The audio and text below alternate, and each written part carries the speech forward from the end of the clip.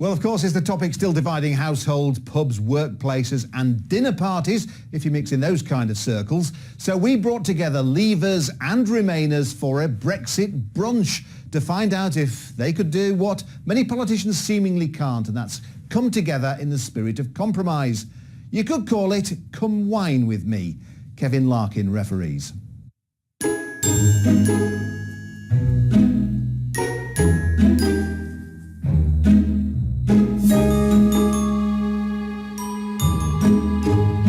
Two Brexiteers, two Remainers.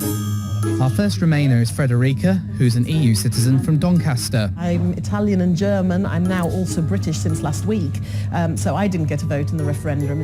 Our next Remainer is Adam, who's a student from Leeds. I wasn't actually old enough to vote in the referendum. I'm 20 now, and I feel like I've had no input in these negotiations. On to our Brexiteers. Kishore is a businessman from Dewsbury. I'm hoping that we can impress upon the importance of democracy at the heart of any solution.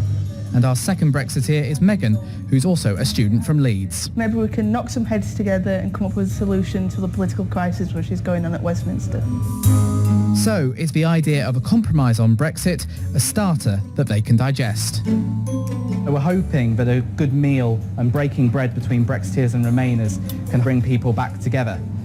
And what could be better to solve the British issue of Brexit than good old British beef?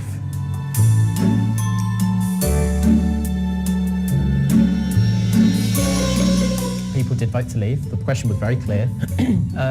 Forget 50 Shades of Grey. There are 1,000 shades of Brexit. How can you divine what was going on in the minds of people? We can only. But Theresa May's trying to do that. She's saying that what she has come up with is what everybody wants, and that clearly isn't the case. I can only go by what was there on the ballot paper. That did not say there would be a deal.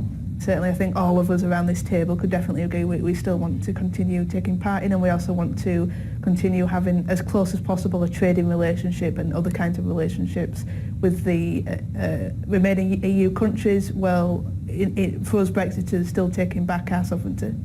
Megan, I completely agree, and that sort of version of Brexit would unite Remainers and Leavers, but I think no-deal Brexit, you don't get that cooperation, you don't get that trade. So I think that no-deal Brexit just has to be taken off the table. Japan, one of the greatest sort of economic powerhouses, isn't a part of a trade bloc. Adam, is there anything you think you could offer to Leave voters to address concerns about freedom of movement and high immigration? Absolutely. I was quite upset with the result, but you're quite right that was a big motivator, immigration. If you're an EU migrant coming to the UK, it is within British powers.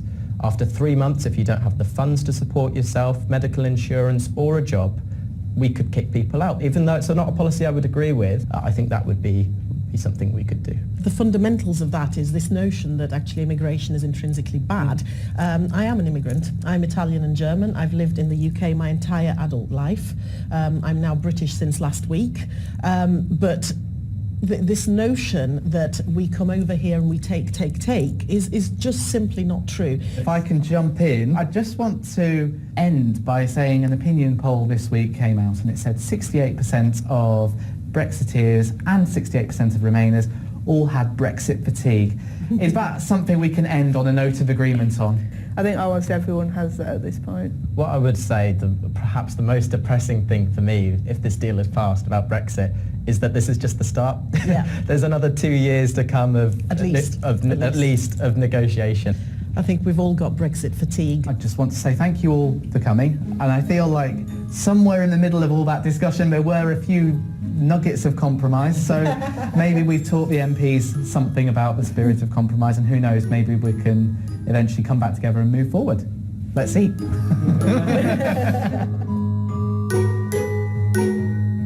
And after the meal, we asked them all to rate each other on their ability to compromise. Megan was quite good at compromising, so I would probably score her at about a 7, I guess. Yeah, what Megan was saying about cooperation, you know, if she was at the helm of Brexit, I'd be a lot happier. But yeah, I'd give her a 7 as well, definitely.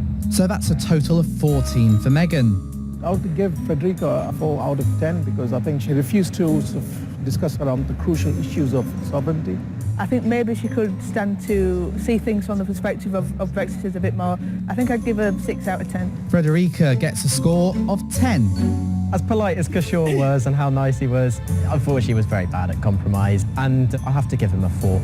He was very sort of hardcore Brexit, and yeah, I was kind of thinking a 4, but I'm maybe almost going down towards a 3, so between a 3 and a 4, 3.5.